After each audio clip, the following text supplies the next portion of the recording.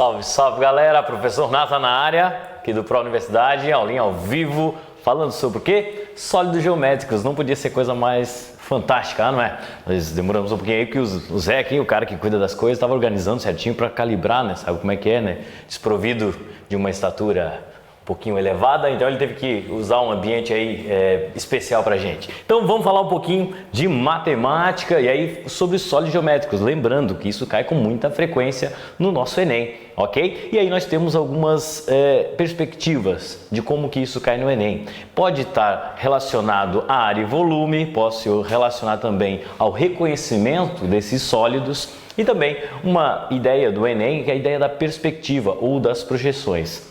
Ficou com dúvida? Acompanha comigo que vai ser show de bola. Olha só, tudo começa com o reconhecimento de sólidos, né? Então a gente sabe que nossos sólidos são divididos em dois grandes grupos. Eu tenho os sólidos poliédricos e eu tenho também os sólidos não poliédricos, também chamados de sólidos arredondados. Difícil? Não, tranquilão. Olha só. Poliedros, vem do grego, edros significa, edra na verdade, significa faces ou superfície plana e polis significa várias, né? Então várias faces ou várias estruturas planas se interceptando. Então ele tem lá suas faces, arestas que são o encontro dessas faces e os vértices que são o encontro das minhas arestas, né? Então todo poliedro ele é formado por face, que é a superfície, aresta, que é o encontro dessas superfícies, e os vértices, que são os pontinhos, né? O encontro das minhas arestas, ok? Já as figuras arredondadas, ou as não poliédricas, têm pelo menos uma face arredondada, por isso sólidos redondos. No nosso caso, lembra do nome dessa figurinha aqui? Não? O nosso cilindro, né? Pensa uma coisa roliça, né? Sei lá, um papel higiênico, uma lata, né? Essa é a ideia, né? Um cilindro. Tem o nosso cone, né? Então exemplo de cone, o próprio cone da estrada, né? Cone de sorvete, chapéu de aniversário, né? Tudo isso é exemplos de cone. E a nossa esfera, né, galerinha? Ou a galera do futebol, né? Uma bolinha, tal, show de bola. Então, nossa esfera. Só que o reconhecimento desses sólidos traz alguns elementos. De que tipo? Tudo começa com as suas planificações. Ah, é importante? Se é, o Enem costuma cobrar as planificações desses sólidos. Então eu trouxe aqui alguns exemplos desses sólidos. Inclusive, desses quatro que tem aqui, tem mais um. Eles são chamados de sólidos platônicos. Todos eles são formados por faces regulares. O que significa isso? Todas as faces são idênticas e são formadas por polígonos regulares. Ah, no caso aqui eu tenho 4 triângulos, o próprio nome tem tudo a ver com a quantidade de faces que formam esse sólido, ok? Como assim? Não entendeu? Ó, esse aqui tem 4 faces, e aí claro, não vou falar isso no português, isso vem lá do grego. Então tetra, que significa 4, e edro é face, tetraedro, olha que maravilha, né? Então tetraedro seria essa figura. O cubo, né? Você conhece o famosíssimo cubo, 6 faces quadradas, então ele tem 6 faces, hexaedro é o nome desse sólido, tranquilo? E aí eu tenho octaedro, né, e formado por 8 faces triangulares, dodecaedro, né, formado por 12 faces triangulares, pentagonais, né? E aí então esses são alguns sólidos planificados. Eu tenho também os meus prismas. O que seriam esses nossos prismas? Tá? Eles também são poliedros, né? Suas características são poliédricas, né? Todas as faces são planas, têm as suas arestas, só que ele tem duas superfícies idênticas, paralelas, que a gente chama de bases, ok? Então, bases opostas, paralelas e idênticas. Geralmente as laterais são formadas por quadriláteros. Quando ele é reto, né? Então as superfícies paralelas são alinhadas, as laterais são todas formadas por retângulos. Tranquilo? Show de bola? E a classificação desses nossos prismas depende do tipo de base. Então, bem simples. Se a minha base é triangular, eu tenho um prisma triangular. Se a minha base é quadrangular, uma base quadrada, eu tenho um prisma quadrangular. Base hexagonal, um prisma hexagonal. E assim por diante, ok? Então, dá uma olhadinha na planificação. Então, eu tenho a superfície superior e a inferior abertas, ficaria assim, na lateral 3 retângulos, tranquilo? O prisma de base quadrada, uma superfície em cima, outra embaixo, paralelas, na hora que fechar ficam paralelas, e aí 3 retângulos, e assim por diante. E aí o meu prisma de base hexagonal, ó, anota isso aí, ó. Anota, extremamente importante. A base aqui, se for um hexágono regular, você consegue dividir em 6 triângulos equiláteros. Anota! Um hexágono regular eu consigo dividir em 6 triângulos equiláteros. Aí você deve estar me perguntando, tá, mas por que eu tenho que anotar isso aí? Porque aí as características da base triangular regular se encaixam aqui. Por exemplo, você deve saber que o Enem não dá muito formulário, né? Então imagina você tentando calcular a área de um hexágono regular. Acabei de falar, um hexágono regular é formado por 6 triângulos equiláteros. E para calcular a área de um triângulo, você lembra? Base vezes altura dividido por 2. Então é só fazer o mesmo processo e multiplicar por 6, tá vendo? Isso ajuda bastante. E aí, para que eu preciso das estruturas planificadas? O Enem costuma cobrar isso, né? Já caiu algumas vezes, ele apresenta os sólidos e pergunta quais são as suas respectivas planificações, que seria a figura aberta. Ok? Então essa é uma das utilizações. Eu tenho também as pirâmides. Então pirâmides também são meus poliedros, só que ele não tem bases paralelas. Ele só tem apenas uma base. A classificação das pirâmides funciona da mesma forma dos prismas. Então a base eu tenho lá uma base triangular, então eu estou diante de uma pirâmide triangular. Se a minha base é quadrangular, então eu também tenho uma pirâmide quadrangular e assim por diante, ok? E aí nesse caso, olha só, a planificação eu tenho lá uma base que vai ser dado por essa classificação e a lateral são sempre triângulos por causa do vértice principal, ok? Se o meu vértice estiver bem no centro da minha figura, eu tenho uma pirâmide reta, né? E pode estar um pouquinho inclinada dependendo da forma como ela foi confeccionada. Tranquilo? Show de bola? E aí, olha só, isso aqui são as classificações dos meus poliedros. Então, eu consigo confeccionar ele de maneira aberta. Já as figuras não poliédricas, no caso, as figuras arredondadas, eu tenho que tomar um pequeno cuidado. Sabe por quê? Tem várias estruturas. Tem como ela é confeccionada e depois como ela é planificada. Então, como assim? As figuras não poliédricas ou as figuras arredondadas são chamadas também de figuras de revolução. Não, dúvida?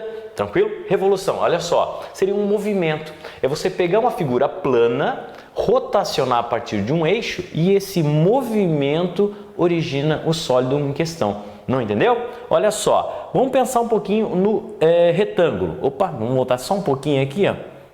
Foi muito rápido. Então acompanha comigo aqui, ó. Opa, abri uma calculadora. Vamos fechar aqui. Ok. Volta lá. Fechou. Então, olha só. Se eu clico, vai rodar lá. Um retângulo. Acompanha. Rotacionando a partir de um eixo, eu tenho o meu cilindro. Então, vejam os elementos. O meu retângulo original, o segmento, um dos lados verticais do meu retângulo, vai coincidir com a altura do meu cilindro. E o lado horizontal do meu retângulo, que rotacionou, vai se transformar no raio da base. Por quê? Porque o cilindro, a estrutura cilíndrica, a base dele é um círculo. Então eu preciso relembrar de todas as propriedades lá da geometria plana. Área de um círculo, comprimento de uma circunferência, área de triângulos, área de quadrados, e por aí vai. Então, a geometria espacial ela está atrelada à geometria plana. Então, todas as figuras planas que você conhece, provavelmente, serão necessárias para a compreensão dos nossos sólidos geométricos. Olha só, e se eu pego um triângulo famosinho, triângulo retângulo? Isso, o triângulo retângulo é aquele que tem a hipotenusa, apontada para o maior ângulo, e os seus dois catetos. Se eu fixar um dos catetos e rotacionar a partir deste eixo, olha só, dá origem ao nosso cone.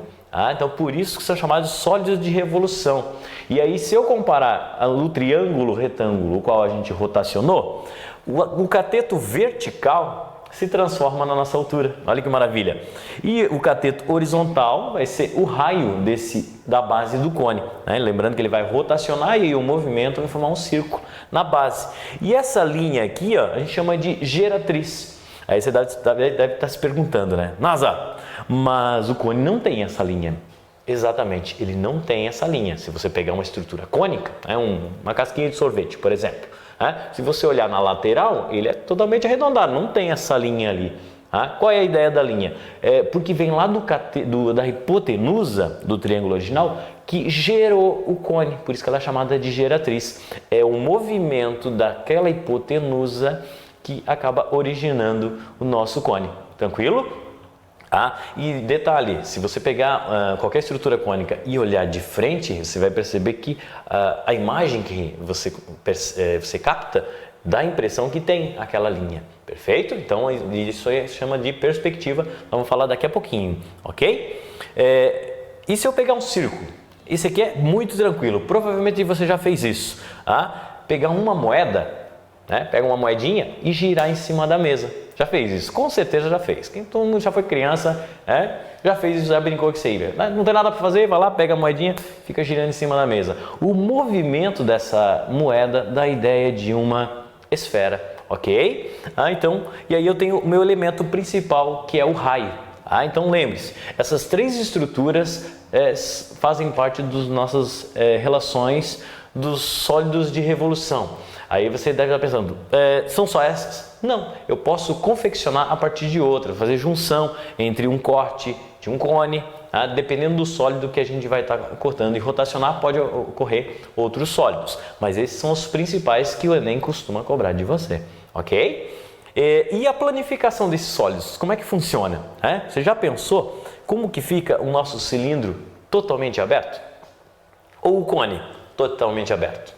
No caso da esfera, a gente não consegue planificar ela no sólido, ok? A não ser que faça alguns cortes aproximados, mas na íntegra a gente não consegue planificar a esfera. Mas acompanha comigo, se eu tenho um cilindro, olha só como é que fica o cilindro aberto. Isso é importante? É extremamente importante. Então vejam, o cilindro, quando eu vou abrir, ele fica com uma superfície circular na parte de cima, circular na parte de baixo, e a lateral vai ser todo um retângulo, percebeu? E aí eu pergunto, o que eu vou ter que saber de todas essas relações? Acompanha comigo, olha só quanta coisa que a gente consegue desenvolver. Lembra lá que o elemento principal aqui do nosso cilindro é o raio? Que é a base, ok? E ele vai ter uma determinada altura aqui também, originada lá daquele retângulo que a gente rotaciona, certo? Que elementos daqui eu consigo trazer para cá? Aí você deve estar perguntando, mas por que eu tenho que saber o retângulo, o cilindro planificado? Para o cálculo de área. Então olha só os elementos que eu consigo trazer para cá. Aquele raio coincide com o raio daqui, perfeito? Então eu tenho o raio de um círculo, lá eu tenho outro círculo, E essa medida aqui vai coincidir com o quê? Exatamente com a altura daquele meu cilindro, ok? Agora, e esse comprimento? E a base desse retângulo? Vai medir o quê? Pensando um pouquinho? Olha só, acompanha comigo.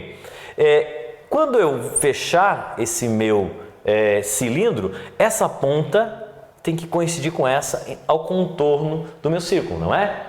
Então eu estou falando que a distância desse ponto até esse é o mesmo de uma volta na circunferência, ou seja, o comprimento da circunferência. E como é que eu faço para calcular o comprimento da circunferência? Não tem formulário. Então o Enem ele não dá isso como formulário, você tem que saber. No caso, 2πr. Alô, você se pensou πr quadrado, cuidado, hein? πr ao quadrado era para calcular a área de um círculo. Então, no caso, se eu quero calcular a área desse círculo, seria πr ao quadrado. 2πr é o comprimento. Quer ver um jeito bem facinho de você lembrar disso aí? É só lembrar que área é sempre ao quadrado. Qual a unidade de medida de área? Lembra? Metro quadrado, centímetro quadrado e por aí vai. Quilômetro quadrado, quadrado. Então, πr quadrado é a área. Tranquilo? E o 2πr? Lembra quanto que dá uma volta completa? Pode ser em graus mesmo. 360, não é? 360. Em radianos, equivale a 2π. Olha só, 2πr. Mas por que r? Porque à medida que aumenta a tua circunferência, essa volta é maior. Você sempre vai dar uma volta completa, no caso 360 ou 2π. Mas vai depender do tamanho do teu raio. Quanto maior o raio, maior vai ser essa circunferência, por isso tem que multiplicar. Então, 2πr é o tamanho da tua circunferência e πr ao quadrado, por ser ao quadrado, o cálculo da área desse círculo. Tranquilo? Então eu tenho dois círculos, seriam, se fosse comparar a área, 2πr², né? Um πr² para cá, outro para lá, dois círculos, e um retângulo. E eu tenho certeza que você sabe a área de um retângulo. É ou não é? Base vezes altura, show de bola, em que a base é 2πr e a altura h. Show? E agora, e se eu planificasse um cone? Olha o que acontece na planificação de um cone. Tá? Eu tenho a base um círculo e a lateral vai ser um pedaço de um círculo. Tá? Vai ser um pedacinho de um círculo. Olha só, acompanha. Ele não chega a fechar 180 graus aqui. Ele vai fechar 180 graus aqui se eu estiver diante de um cone equilátero. O que significa isso? Um cone equilátero é quando a geratriz, essa parte inclinada, for exatamente igual ao diâmetro da base. Então você está diante de um cone equilátero. E aí a planificação fecha certinho 180 graus. Caso contrário, essa angulação não vai ser sempre um semicírculo. Tá? E aí olha os elementos que eu vou precisar lembrar daqui. O raio da base desse meu cone vai coincidir com o raio desse círculo aqui, correto? De novo, πr² para calcular a área disso aqui, correto? E aí, a geratriz, tá vendo essa linha aqui, ó, que é a minha geratriz? Vai ser essa mesma linha aqui, ó, daqui até esse ponto, também geratriz do lado de cá e geratriz também para o lado de cá. Então, esse arco aqui tem esse pedaço como geratriz. Agora, raciocina comigo. E esse tamanho todo aqui, ó? Essa distância desse ponto, olha aqui comigo, até esse ponto aqui, vai ser de quanto? Esse arco todo aqui vai medir quanto? Não lembra? Tá ligado que ele vai ter que dar uma volta completa, ele vai ter que fechar o círculo aqui embaixo. E como é que calcula o comprimento de um círculo? De uma circunferência, aliás? 2πr, ok? Ele tem que dar a volta completa. Então, esse arco aqui também tem comprimento 2πr. Então, desse ponto até esse ponto, esse arco todo tem comprimento 2πr, ok?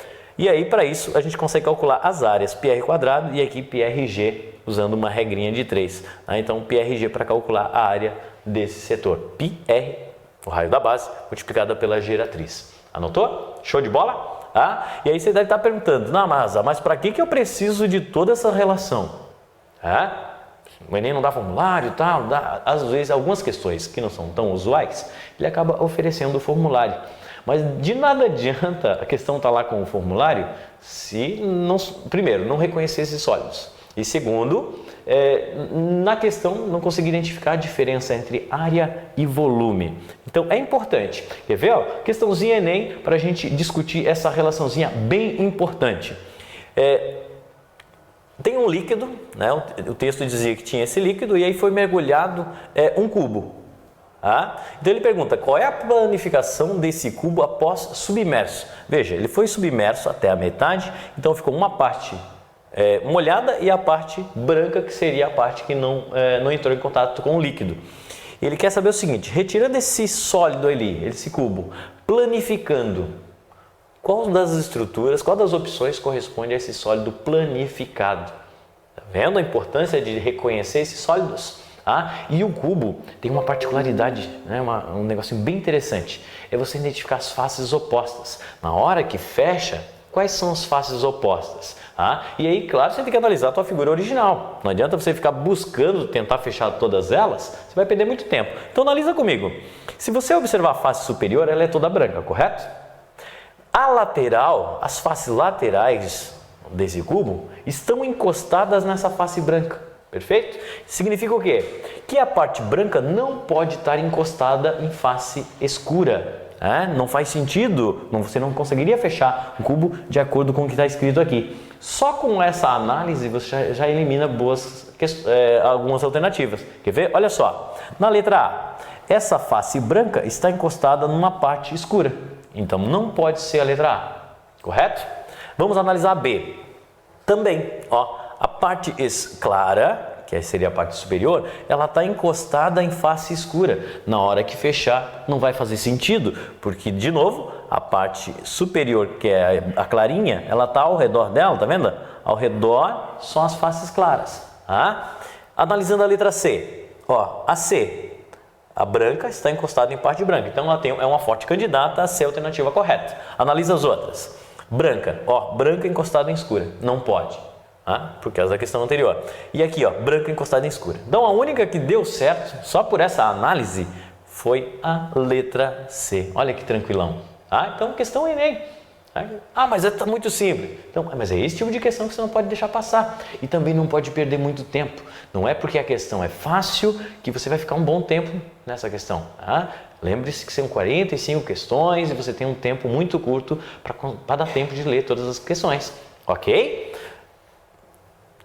E aí, uma das utilizações dos nossos sólidos é o conceito de área e volume.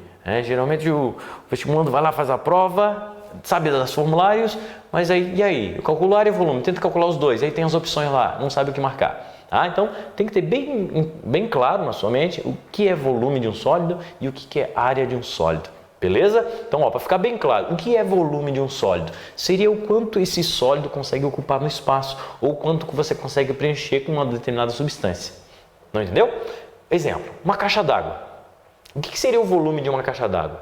Seria o quanto de água você consegue encher, né? Quanto de água ela consegue armazenar. Um copo. O que seria o volume de um copo de água? Um recipiente. Seria o quanto você consegue preencher.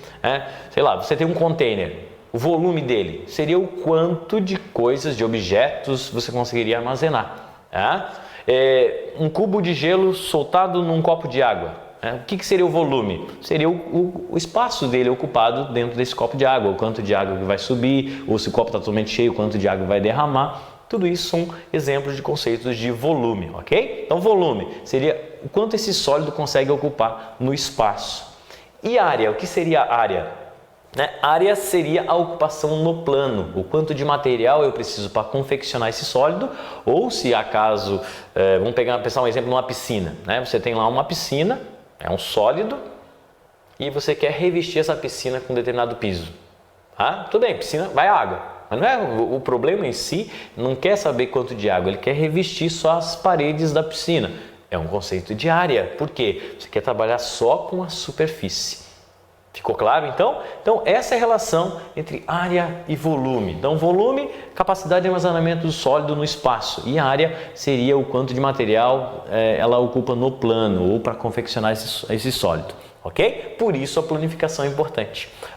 E aí, eu vou te mostrar um jeito bem legalzinho sobre alguns sólidos que o Enem costuma cobrar. Então, eu tenho aqui o cubo, que provavelmente você já conhece, o paralelepípedo. Um exemplo do paralelepípedo seria uma caixinha de bombom, a ideia de um paralelepípedo. Os prismas, aí classificação depende da base, e o cilindro, ok? O volume, vou pensar no volume primeiro.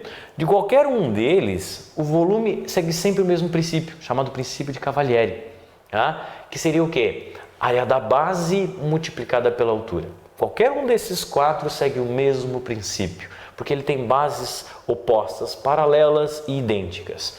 Exato. Então veja, o volume de um cubo é a aresta ao cubo. A área da base multiplicada pela altura funciona também. Paralelepípedo é o produto das três dimensões, mas a área da base, A vezes B, vezes a altura, também funciona. Prisma, área da base vezes a altura. Cilindro, πr quadrado, lembra? A área de um círculo vezes a altura, também funciona. Então, qualquer um deles segue o mesmo princípio, área da base vezes a altura. Para quê? Para o cálculo do volume. E o que é volume? É o quanto esse sólido consegue armazenar no meu espaço. Show? E área seria o quanto de material para as superfícies. No caso do cubo, o cubo a gente sabe que ele é formado por 6 faces quadradas. E a área de um quadrado é L quadrado.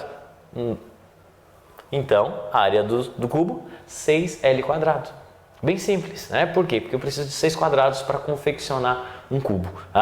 O paralelepípedo, por que é 2AB, AC, BC? Porque A vezes B seria a área da base, são retângulos. E aí a área do retângulo é lado vezes lado. Então se eu pensar, a base de baixo, que é aqui A por B, a superior é idêntica. Então, AB vezes 2. A lateral da direita, aqui, ela é B por C. Só que a da esquerda também. Então tenho duas idênticas, A, B, C, por isso multiplicado por 2. E a da frente com a de trás, que ela é A por C, a de trás também ela é A por C, as paralelas são sempre idênticas. Então são duas. Só tem que tomar um pequeno cuidado que isso aqui é para o cálculo total. Mas dependendo da estrutura, vamos pensar lá, você tem uma caixa sem tampa. Uma das superfícies não vai ser calculada a área, ok? Se você tem, digamos, uma piscina, no caso do problema da piscina, você quer revestir com pisos. É um problema de área, sim, só que lembrando que a piscina não tem tampa, então uma das superfícies vai ter que estar fora. Você não pode usar 2AB, 2AC, 2BC. Né? Uma das superfícies, nesse caso, se fosse, A vezes B teria que ser uma vez só. Tá? Então é um pequeno cuidado. Prisma, área da base vezes altura. A área da base dos prismas não depende do estilo de base. A gente viu que a classificação depende do tipo de base, então a área também. Se a minha base for um triângulo, eu tenho que calcular a área de um triângulo. Se a minha base for um quadrado, é a área de um quadrado. E assim por diante. Se a base for um hexágono, a área do hexágono. Ah, mas eu não lembro a área do hexágono. Se for regular, ele é formado por 6 triângulos equiláteros. E aí você usa a área do triângulo equilátero. Show? Cilindro, né? Πr ao quadrado vezes h. E a área do cilindro, olha só, lembra que a gente fez a divisãozinha agora há pouco? Πr quadrado vezes 2, que são 2 círculos, 2πr, né? Uma volta na lateral do círculo aqui, seria um retângulo quando ele é aberto, vezes a altura, ok? E aí a área total do nosso prisma, 2 vezes a área da base mais a área lateral, todas as laterais são retângulos. Show de bola! Se eu tenho agora, esses três aqui são um pouquinho diferentes, tá? Mas veja só, tanto a pirâmide quanto o cone, ele é 1/3. No caso, 1/3 do quê? Vamos analisar? A pirâmide, ela é 1/3 do prisma de mesma base e mesma altura. Ok? Ó, área da base de altura dividido por 3. Então, ele é 1/3. Se eu tenho um prisma de mesma base e mesma altura, o volume dessa pirâmide é 1/3 do volume do prisma. Por isso, 1/3. O cone é a mesma coisa. Πr ao quadrado h sobre 3. Por quê? Porque ele é 1/3 de um cilindro de mesma base e mesma altura. Show de bola? E a área, NASA? Pirâmide, área da base, depende do estilo de base, mais a área lateral. Lembrando que as duas laterais aqui são triângulos. E aí a área de um triângulo, base vezes altura sobre 2. Só que, para calcular a área lateral da pirâmide, você não vai usar a altura da pirâmide. Você vai usar esse símbolozinho aqui, AP, que é o apótema. Ele vem de um triângulo retângulo relacionando a altura, apótema da base e aí o apótema da pirâmide. Eu fecho um triângulo retângulo. Pitágoras, né? O teorema de Pitágoras sendo relacionado na pirâmide, ok? Geralmente quando tem triângulo, para achar uma determinada altura, vai ter que relacionar um teorema de Pitágoras, ok? Então não tem. Aqui também, a gente já viu anteriormente que existe uma relação pitagórica entre H, R e geratriz. Show? E aí, para calcular a área total, Πr ao quadrado mais πrg. A esfera que é um pouquinho diferente, tá? Mas geralmente quando tem questões de esfera no Enem, eles acabam oferecendo o formulário por não ser tão usual. As demais a gente classifica como figuras elementares, por isso que o Enem acaba não oferecendo para vocês, tá? Mas a esfera geralmente é dado quando os problemas estão lá relacionados à esfera. Mas vamos supor que você vai fazer agora esse ano e não tem. O que você vai fazer? Olha a ideia. A esfera nada mais é que o volume de um cone mais o volume do seu próprio cilindro. É só pegar o volume do cilindro, tira o H, esse H aqui, e troca por R e soma os dois. Dá exatamente 4/3 de πr ao cubo. Não entendeu? De novo, se você pegar o volume do cone aqui, trocar esse H por R, pegar o volume de um cilindro, trocar o H por R e somar os dois, dá exatamente o volume da esfera. Pode dar, analisa. E aí a área 4πr quadrado, ok? Show de bola? Então essas são algumas relaçõezinhas bem importantes, tá? Sobre nossas referências, tá? Uma outra ideia, né? Daqui a pouquinho a gente vai fazer alguns exercícios com todas essas aplicações, fica tranquilo, né? Então daqui a pouquinho a gente vai fazer algumas atividades bem legais sobre isso. Uma outra perspectiva do Enem é a ideia de projeções, né? Outros vestibulares acabam não cobrando isso, mas o Enem tem pelo menos uma questãozinha sobre isso, tá? Se você prestar bastante atenção, a questão acaba sendo fácil, tá? Mas tem que tomar muito cuidado com o óbvio, que às vezes o óbvio te leva ao erro. Quer ver? A ideia das projeções. O que é projeção? Qual é o sólido que você consegue captar, perceber, dependendo do teu ângulo de visão? Quando você projeta essa imagem em uma determinada superfície. Então a gente chama isso de projeção. Quando a projeção é feita na superfície com um ângulo de 90 graus, foi projetada de frente, no caso assim, eu digo que é uma projeção ortogonal. Então a projeção ortogonal, geralmente o Enem cobra muitas projeções ortogonais, quando você fez uma imagem projetada numa superfície uma angulação de 90 graus. Olha o exemplo aqui, tem um indivíduo olhando de várias maneiras. Tudo isso é projeção e todas elas são ortogonais. Olha, ele está de frente para essa parede, foi uma projeção ortogonal. Aqui, de frente para outra parede, outra projeção ortogonal. De cima, projetada no solo, outra projeção ortogonal. Aí você deve estar se perguntando, como é que eu faço para diferenciar tudo isso, É só analisar onde vai ser feita essa projeção. E normalmente na questão ele diz, a projeção é feita em tal lugar. E aí você tem que ter essa visibilidade, ok? Como assim? Imagina só que a visão, a projeção é feita frontal. Então, você vai observar uma imagem de uma maneira. Se a projeção é feita de perfil, a imagem vai ser observada de outra maneira. Se a projeção é feita de cima, verticalmente, no solo, vai aparecer outra imagem. Quer ver um exemplo? Os sólidos que nós estudamos agora há pouco.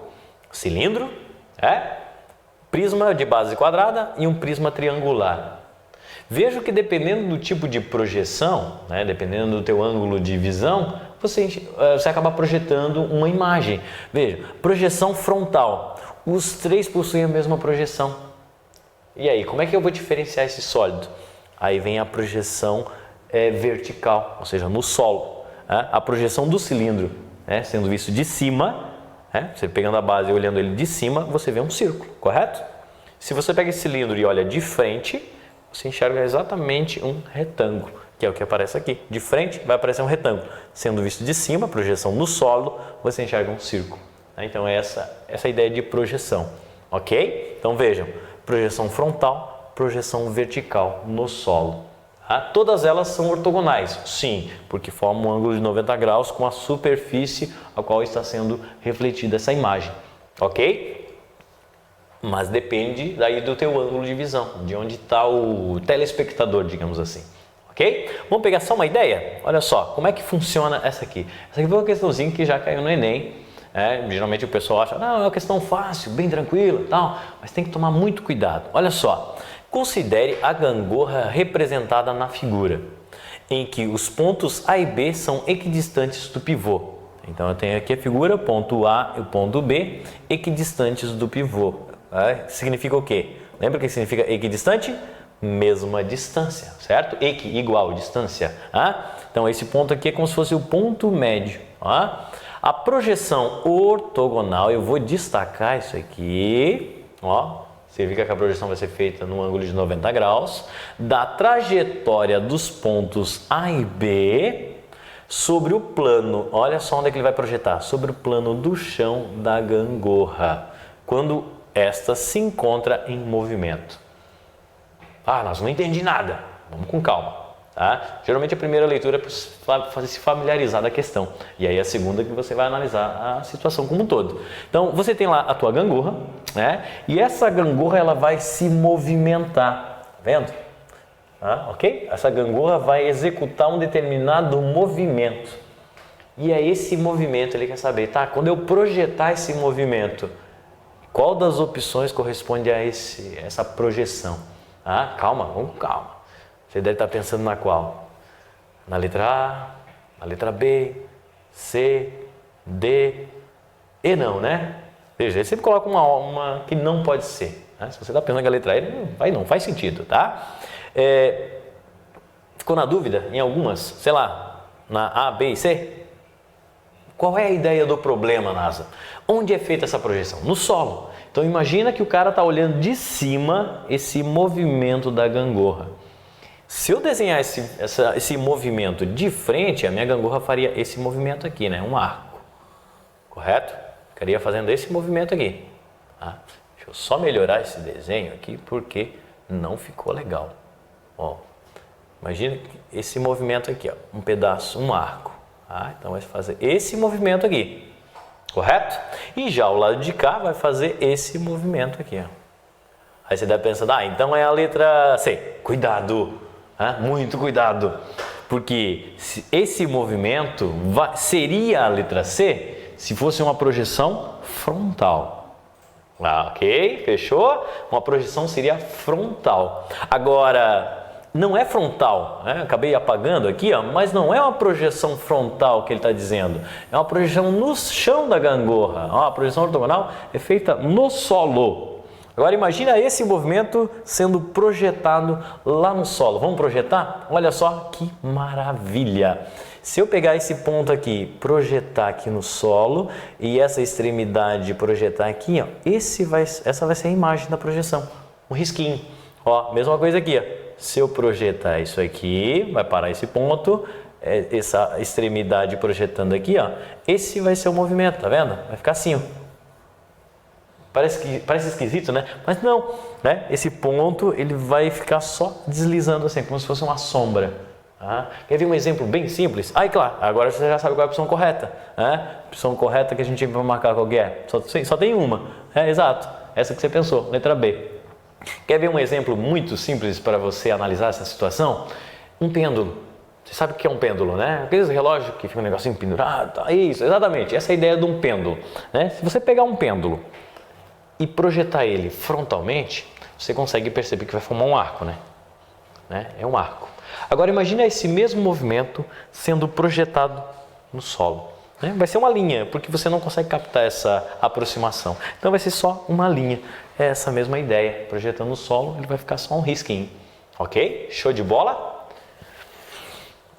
Então assim, galera, essa é a ideia das nossas projeções. Só para fechar essa questãozinha das perspectivas, ó, só para a gente fechar. Daqui a pouquinho a gente vai fazer alguns exercícios, tá? Fica tranquilo. Eu tirei a parte do texto, que o texto, a parte interessante está aqui, ó. João propôs um desafio a Bruno. Que desafio é esse? O deslocamento descrito por João foi: mova-se pela pirâmide, sempre em linha reta, do ponto A ao ponto E, a seguir do ponto E ao ponto M e depois de M até C. O desenho que Bruno deve fazer qual é? Então, foi um desafio que o João propôs para o Bruno e ele descreveu o desafio sobre a pirâmide. E aí tem que assinalar qual é essa ideia do desenho que ele vai ter que projetar. Se você observar as alternativas, todas elas dão a projeção da base da tua pirâmide. Como assim? Ó, A, B, C, D. A, B, C, D. Todas elas mostram uma projeção da base da tua pirâmide, sendo vista de cima. Então você vai ter que imaginar esse desenho na pirâmide. Então imagina, ele sai do ponto A e vai até o ponto E. Então ele sai do ponto A ao ponto E. Sai de uma extremidade e vai até o centro da pirâmide. Imagina isso sendo visto de cima. As opções que ainda dão certo é o quê? A A não pode, porque ele teria que sair do ponto A e vir até o centro. Não dá certo. A B também não.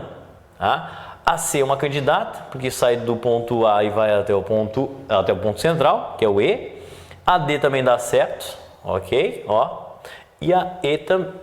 Então tenho três opções aqui, até agora.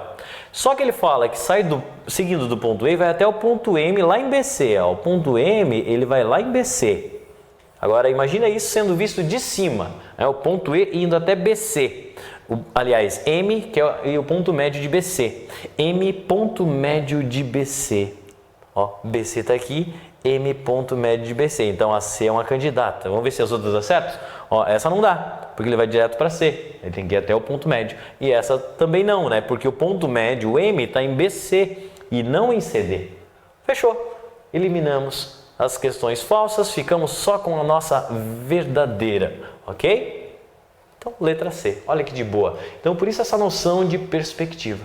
Show, galera? Então, assim, ó, dá uma guardadinha aí, um minutinho, vou lá tomar uma aguinha, porque o bicho tá pegando aqui, mas daqui a pouquinho nós vamos fazer uns exercícios show de bola, com toda essa ideia de área, volume, perspectiva. Tranquilo? Fica aí, que daqui a pouquinho a gente volta, beleza?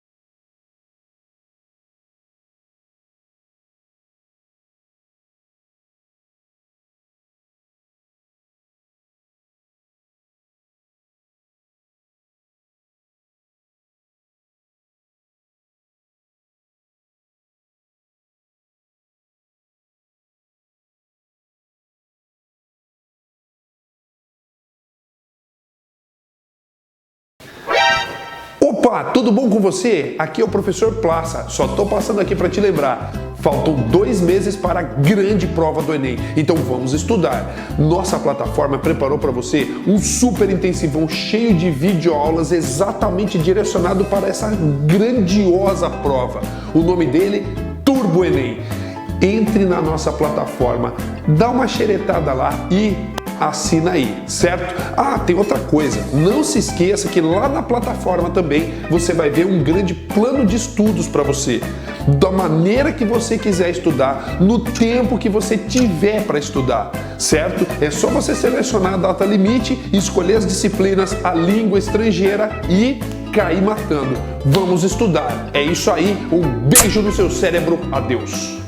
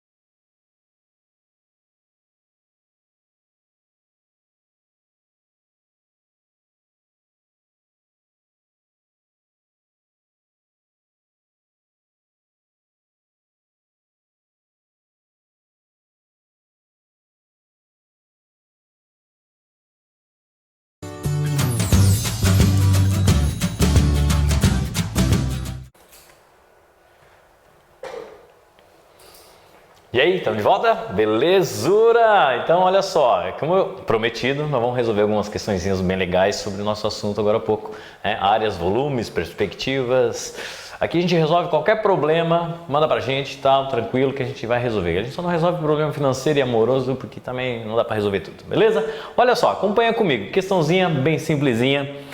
Uma empresa de produtos de limpeza deseja fabricar uma embalagem com tampa para seu produto. Foram apresentados 2 tipos de embalagem com volumes iguais. A primeira é um sólido de raio da base igual a 2 centímetros e altura igual a 10. E a segunda, um paralelepípedo de dimensões iguais, 4, 5 e 6. Tá? O metro quadrado do material utilizado na fabricação das embalagens custa R$ 25. Metro quadrado, isso, metro quadrado de cada uma. Considerando π é igual a 3, o valor da embalagem que terá o menor custo será de quanto?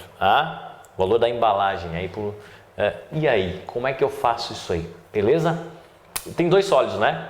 É uma questão de área ou volume, né? A primeira pergunta que vem na cabeça, e aí? Ah, ele falou volume aqui, então eu vou sair calculando o volume. Não, não é assim.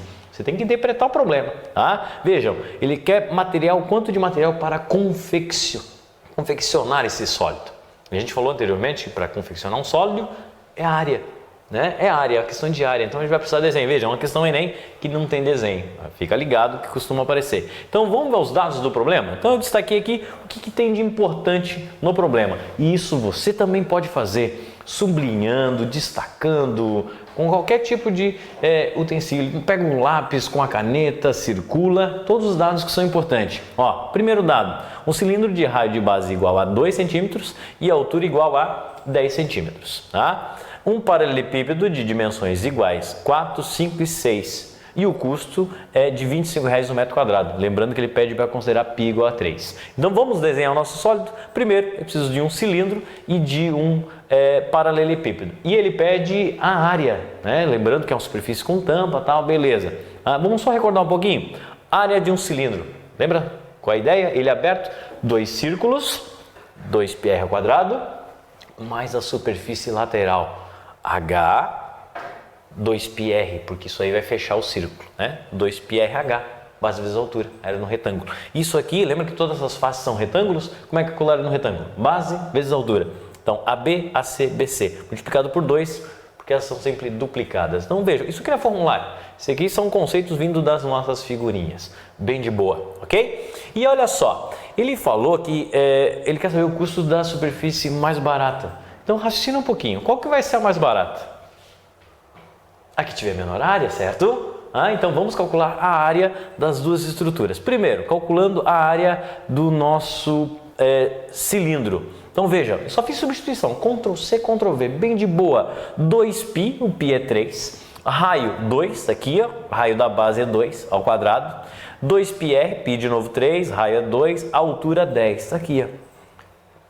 Primeira multiplicaçãozinha, não esquece, potência, né? 2 ao quadrado é 4, 4 vezes 2, 8, 8 vezes 3, 24. Aqui, 2 vezes 3, 6, 6 vezes 2, 12, 12 vezes 10, 120. Então, 24 mais 120. E aí, somando esses dois, dá 144 centímetros quadrados. Tá? Eu não sei se esse é o mais barato ainda, porque eu não sei qual é a área do lado de cá. Ah, mas ele falou... Não, ele falou que os dois volumes são iguais. Não quer dizer que ele vai usar o mesmo material. Então, os dois volumes são iguais. Ele só quer saber qual dos dois tem o menor custo para fabricar. Vamos calcular a área disso aqui? Ele dá as dimensões. Olha só. 4, 5 e 6. Então, se a gente observar aqui, ó, é como se aqui fosse o 4, né? 4, 5 e 6. Então, tenho aqui as minhas 3 dimensões no nosso sólido. Então, acompanha. AB, 4 vezes 5. 4 por 5, né? Lá de cima também. AC. AC seria 4 por 6, né? 4 por 6. E BC, 5 por 6, que é a parte lateral aqui. Multiplicado por 2, porque é sempre de duplas, né? A base da frente com a de trás, a de baixo com a de cima, da esquerda com a direita e assim por diante. Primeira multiplicaçãozinha, 4 vezes 5 é 20, 4 vezes 6 é 24, 5 vezes 6 30. Bem tranquilão. Somando 20, 24 e 30, eu obtenho 74. Vezes 2, 148. Então, observe, a área do cilindro ela é menor do que a área do paralelepípedo. Consequentemente, vai ocupar menos material e como o preço do material é o mesmo para as duas, vai ser mais barato. Então, nós vamos calcular quanto que custaria. Aí você deve pensar, tá, mas e agora? Como é que eu faço a conta? São R$ 25,00 o metro quadrado. E qual é a unidade de medida que a gente tem? Centímetro quadrado. Então aí, ó, toma muito cuidado. Se eu perguntar para você o seguinte, 1 metro quadrado vai dar quantos centímetros quadrados? Cuidado, hein? Se você pensou em 100, houve um equívoco aí. Se eu estou medindo, ó, comprimento, 1 metro dá 100 centímetros. Ok. Agora, 1 metro quadrado não dá 100 centímetros quadrados não, tá? Porque 1 metro quadrado seria 100 por 100, né? Dá 10.000 centímetros quadrados.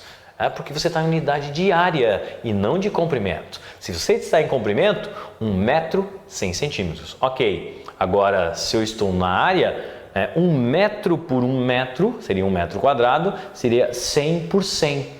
Então eu tenho 100 vezes 100, 10 mil.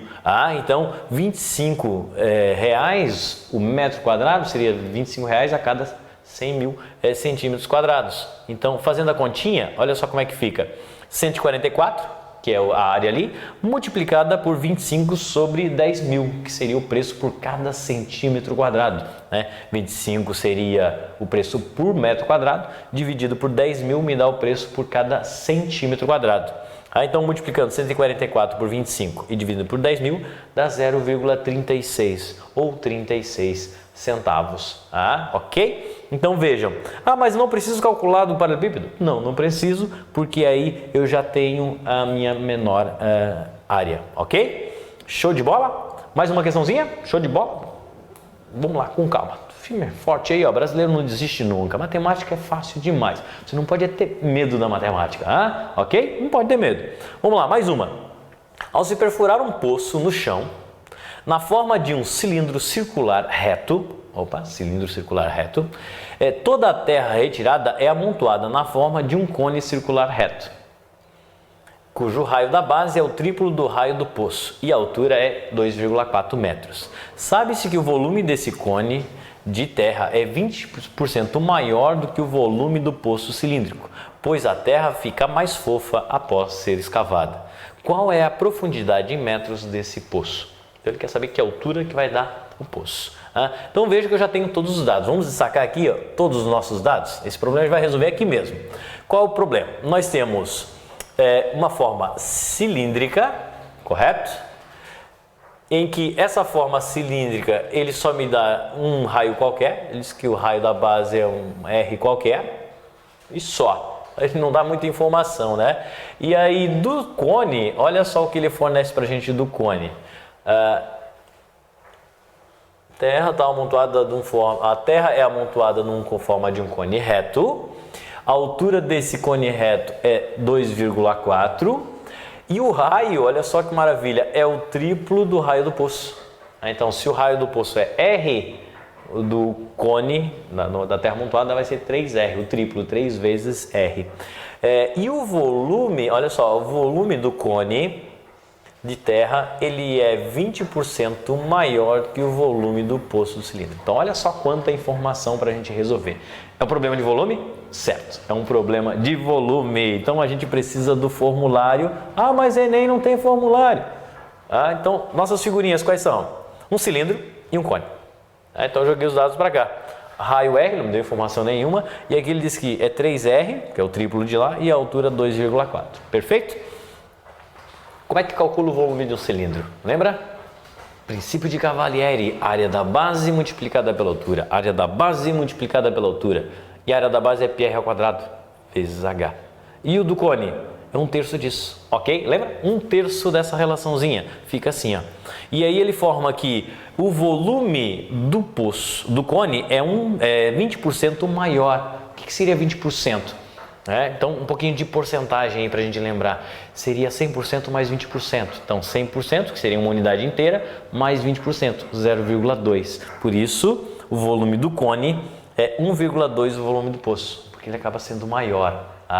Nada de 0,2, seria você está descontando 0,2. 1,2 é quando você tem esse aumento, percentual já com aumento, porque você tem 100% mais 20%. Então, vai para 120%. Ou 1,2 fator multiplicativo, ok? Formulário, professor, não lembro do formulário. Aquilo que eu comentei, volume do cilindro, princípio de Cavalieri, πr² vezes h. E πr² vezes h, 1/3 de πr² vezes h. Eu só já troquei aqui, porque ele fala que o R aqui é 3, já troquei, E aí rolam umas simplificações bem legais aqui, olha que maravilha. Vamos fazer continha aqui, deixa eu só mostrar para ti bem de boa, acompanha. Pi de um lado, pi do outro, porque estão todos, é tudo multiplicaçãozinha, então eu posso simplificar esse pi com esse pi, ok? R² com R², só que eu tenho que tomar um cuidado, porque 3² vai dar 9, então eu tenho 9R² aqui, certo? Eu posso então simplificar esse R² com esse R². O que mais? 9 dividido por 3 dá 3. Então, esse 9 dividido por 3 acaba dando 3. Olha, depois de tudo isso, olha o que sobra pra gente. Quase nada, né? Sobrou 1,2H. Aqui sobrou 3, porque 9 dividido por 3 dá 3, e sobrou 2,4. Esse 1,4 multiplicando acaba vindo dividindo. 2,4 dividido por 1,2 é metade, então dá 2. 2 vezes 3 dá 6. A altura 6. A gente marca a opção B. Olha que moleza, né? Fala a verdade, né? Bem de boa. Tá? Ah, Nasa, mas ficou confuso porque eu não consigo desenhar a estrutura e tal. Então, assim, ó, desenha a figura, joga os dados no teu problema e analisa as relações. Cilindro e cone. Olha só, questãozinha Enem. Por que ele é relacionado às duas? PR ao quadrado H. Esse aqui é 1/3 da mesma relação. Perfeito? Então, vejam, essa relação entre as duas figuras é extremamente importante. Então, a altura lá é 6. Ok? Mais uma de perspectiva. Show de bola? Acompanha comigo a ideia da perspectiva. Essa aqui foi uma outra questãozinha Enem com a ideia das projeções, aquilo que a gente já havia comentado inicialmente, agora há pouco, né, sobre a ideia da projeção, que todas as projeções são ortogonais, ela forma um ângulo de 90 graus. Show, beleza. Mas você tem que ver por onde que está sendo feita essa projeção. Será que... Opa! Estava vivo o negócio, ficou emocionado agora. Então imagina, se essa projeção está sendo feita para frontal, de perfil ou vertical, onde ela vai ser feita essa projeção? Então acompanha comigo. A e E estão em uma mesma reta.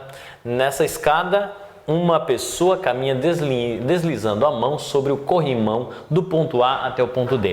Então ele está dizendo aqui, ó, tá vendo o corrimão? O ponto A aqui embaixo, vamos destacar aqui, ó, ponto A aqui embaixo, ele está alinhado ao ponto E lá em cima. Correto? Show de bola? Nessa escada, uma pessoa caminha deslizando a mão sobre o corrimão do ponto A, que é aqui o início, até o ponto D, até aqui, ó, até nessa parte. Tá? Calma aí, não vai querer buscar opções ainda, vamos ler até o final. A figura que melhor representa a projeção ortogonal, olha só, isso aqui é importante, hein?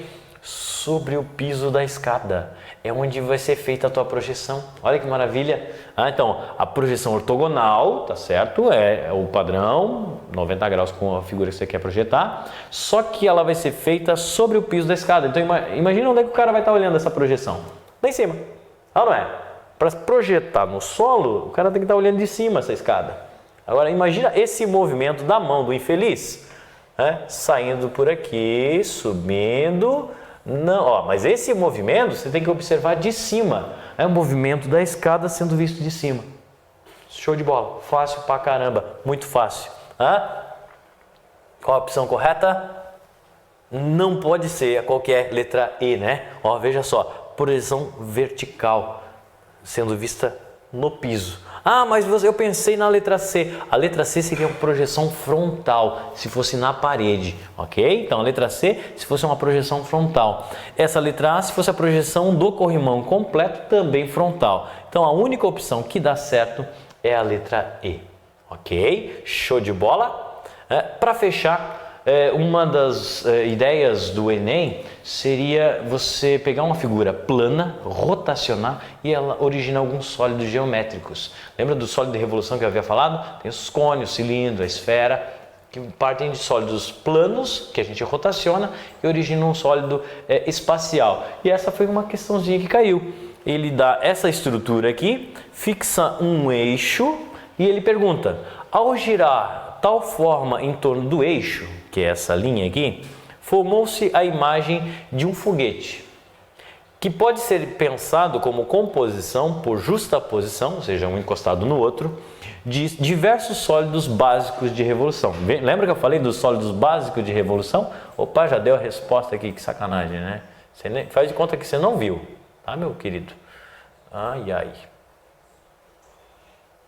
Mas enfim, a gente vai voltar aqui um pouquinho. Opa. Pera aí que eu vou fazer a questãozinha com vocês. Tá, voltando aí. Faz de conta que você não viu a questão, tá? Eu queria destacar isso aqui, ó. Os nossos sólidos básicos de revolução, que são as figuras que vão originar ali, tá? Então, veja bem, se eu rotacionar essa parte aqui, ó, então imagina você rotacionando essa figurinha aqui, ó, vai formar exatamente esse movimento aqui. Então imagina esse pedaço girando para um lado, girando para o outro. Imaginou? Show de bola. Então vai formar o quê? Um conezinho. E essa parte, ó, se continuar essa parte aqui e ela rotacionar, Isso aqui girando. Ó, olha a figura que forma. Um cilindro. Perfeito? Agora, esse pedaço aqui embaixo rotacionando, eu tenho que tomar um pequeno cuidado, porque isso aqui não vai dar um cone. Ele vai dar um tronco de cone, porque o cone ele tem que ter o vértice lá em cima. O tronco é quando tem um pedaço só, é um corte. Então, ele não vai conseguir fechar bem um cone por causa desse pedaço aqui. Então, acaba sendo um tronco de cone. E aí, de novo, isso aqui, se eu rotacionar, eu formo um outro cilindro. Então, se a gente analisar as opções, o que nós temos? Um cone, cilindro, tronco de cone e cilindro novamente. Então, tenho aqui por isso que a opção correta, você já deve ter imaginado aí, fechou a letra D. Um cone reto, um cilindro, um tronco de cone e depois um outro cilindro reto. Ok? Então, sempre sólidos de revolução. Meus queridos, vamos ficando por aqui, espero que tenham gostado, espero que tenham curtido a ideia aí, aproveitado, todas essas dicas. Então, se tiver qualquer dúvida, manda e-mailzinho pra gente aí. Aproveitando a deixa, semana que vem nós teremos aí monitoria, segunda-feira, comigo, sobre figuras planas. É um complemento extremamente importante, ok? Até o Zé aqui, o rapaz da produção, tá falando aqui comigo agora? Isso, é para ler o negocinho do texto? Beleza. Tá dizendo aqui, ó, monitoria será no dia 31/8, com o professor Binho de Química. 31/8 é quinta-feira agora. Quarta-feira? Isso, data comigo é o fracasso. Quarta-feira, então, nós temos aí monitoria com o Binho, bonitão, cabelo, ele dá de boné, com boné, sem boné, cara, com boné, né? Duvido se mandar e-mail pedindo para ele tirar o boné, duvido. Fiquem ligados então com a nova opção do plano de ensino, o Tubo Enem. E aí, para mandar e-mail, qualquer dúvida, manda para a gente ali o contato aulaonline@prouniversidade.com.br. E provavelmente na segunda-feira que vem nós teremos uma monitoria comigo. E aí, qual é a ideia? Nós vamos trabalhar com as figuras geométricas planas, os polígonos, triângulos, alguns elementos que vão ajudar nessa ideia dos sólidos.